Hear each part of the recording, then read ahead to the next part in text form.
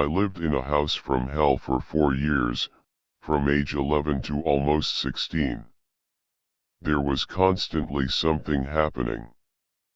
Doors flying open and shut, voices, footsteps. Nothing ever stayed where you put it. I was alone there a lot because both my parents worked and I was constantly terrified. One of the most gut-level disturbing things though was the little girl in my bathroom. Every time I walked past my bathroom door, which was constantly since it was right outside my bedroom, I saw a little girl with blonde curled hair and a rose-colored dress. She just stood there, staring, looking like a photograph from 1905. I started keeping the door closed so I could walk by without seeing her, but she was always there when I opened it. Once I stepped in past her, I couldn't see her anymore but I could feel her there. She scared me, but I felt really sorry for her because she was trapped there, just like me, but probably forever. As the years went by and things in the house continued to get worse, she started seeming darker. I started feeling like she wasn't really a little girl. I knew there was something ugly in the house and I felt like it was presenting this sympathetic image to me. Then I started thinking I was completely losing my mind. One day, when I was 14, I had a friend from out of town come stay with me for a week. I hadn't told her anything whatsoever about the house because I didn't think she would come if I did. Right after she got there we were sitting in my room and she left to go to the bathroom. About a minute later she walked back in with a puzzled look on her face and said, "So, there's a little girl in your bathroom?" Yeah, she hangs out in there. Blonde hair. Curls. Pink dress. Yeah. You know that's not really a little girl, don't you? I almost threw up. I was so relieved and terrified and excited and ready to run out of the house screaming. She wouldn't use my bathroom the rest of the week and I started using it as little as possible without pissing off my parents, who did not want to believe. Eventually we moved out and I could not have been happier. I distanced myself from it mentally as much as I could. Then, when I was 18, I took another friend on a road trip to pack up a few things I'd left in the house.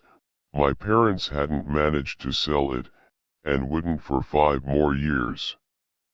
The minute we got on the property, my friend seemed uncomfortable. When we came around the bend in the long, steep driveway, he went completely white.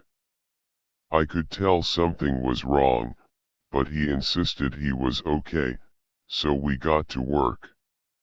After a while he asked to use the bathroom and I directed him to mine. Not 20 seconds after he left, he came running back in, gasping for breath. Don slammed the bedroom door behind him. He started babbling about a little blonde girl who isn't really a little girl. All of a sudden he went dead still, looked me in the eye, and very solemnly said, "She's not happy with you. You left, and you weren't supposed to." We threw whatever we could grab in 2 trips in my car, after I walked him to another bathroom and waited outside the door, and got the fuck out at top speed. Photographic memories, from Annie Bananas.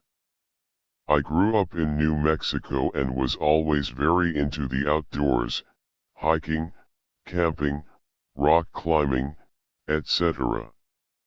One summer when I was 19 I went on a 4-day/3-night camping trip near my parents' house on my own. Might sound weird but I had been to this area many times and it was quite safe. Anyway, I brought my camera and took lots of pictures. When I came back and developed my film, there were 3 extra pictures that I didn't take, of me, sleeping. One each night. None of my stuff was missing or stolen and nothing happened, but it freaked the hell out of me. So when I was barely 20 years old, I was traveling with a small group of people through China, and we were spending about 2 months in Qinghai province, which used to be part of Tibet. Our destinations was a specific town to teach English, but we'd been stopping often in towns and small cities along the way. One day we arrived in a rural town, very small, nothing unusual. We spent only a couple of days there, shopping for food at the markets and walking around to see the sights, although there weren't many. This was in the dead of winter, in February, and all the grass on the hills and plains around the town was dead and brown. The overall feeling was that of the normal kind of bleakness that any rural place has in the winter.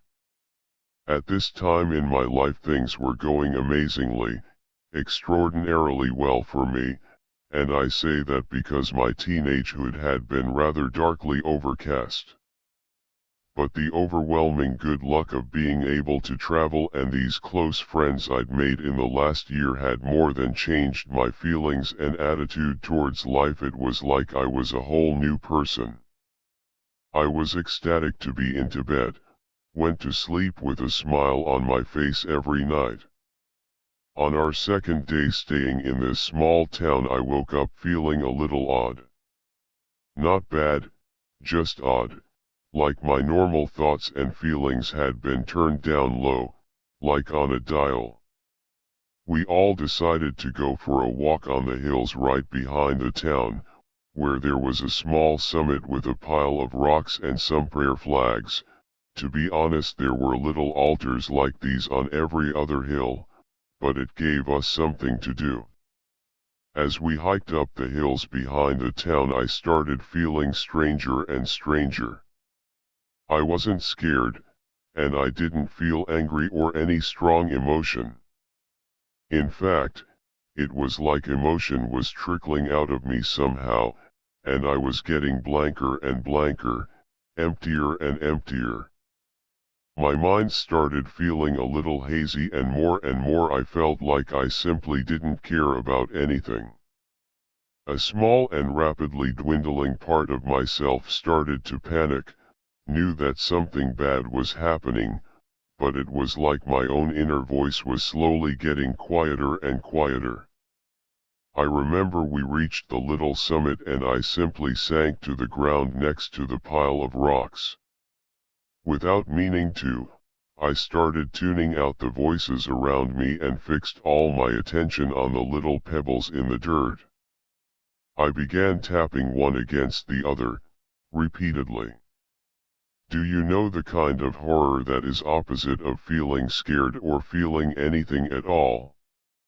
The kind of vacuous hideousness of a fly buzzing against a closed window for hours on end in an empty room. That's what was filling my mind. It was demonic in its meaninglessness. I touched my face and felt that I was grinning at nothing. Through all the emptiness a thought floated to the forefront of my mind: you should just die. At first it sounded totally reasonable, but something in me fought it and I was momentarily troubled. Right then, my group started to walk down from the hill, and I followed. The further we walked, the more normal I felt, until we left the town that afternoon and I was totally freaked out. When another girl, Hannah, mentioned in an odd offhand way that she had felt very strange and depressed while staying there, I told her that I'd felt the same. When the group leader mentioned that a local had told him that the town had been plagued with a rash of young women under 25 committing suicide, Hannah and I went white. So when I was a kid, I would race up to the top of the stairs as fast as I could, like it was some sort of silly game. Well, I must have been 5 or 6 at the time. I'm not sure, but I know I was very little. Somewhere along the way, a voice at the top of the stairs started to whisper to me. It would make bets with me, such as, "I bet you a penny you can't make it to the top of the stairs." I don't really think there was a certain amount of time or anything.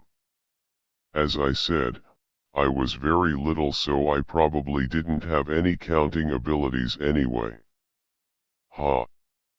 I recall just sitting at the top of the stairs, having conversations with this voice, about the betting, of course. P. Eventually the voice, it was like a whisper of a man's voice, not my own voice in my head, started to bet me my life. Instead of pennies, it'd say, "I bet you your life you can't make it up the stairs, blah blah." As I got older it stopped. I never really thought about it at all. I never mentioned it to anyone. Until one night I was sleeping over at my brother's place. I was about 18, he was 22, and we were talking about spooky stories. Out of nowhere I brought up the voice at the top of the stairs and my brother got all quiet and weird. Before I even mentioned the betting aspect, he said, "Did it make bets with you?" We both looked at each other, horrified. It certainly was freaky after the fact. Shudder. A lot of bad shit went down in my family at that period of time in my life, and my mother, a heavily religious lady, said there was a lot of evil in our lives at that time. I don't at all think our place was haunted, BTW, it was built in the late 70s and as I got older, I never experienced anything like that again.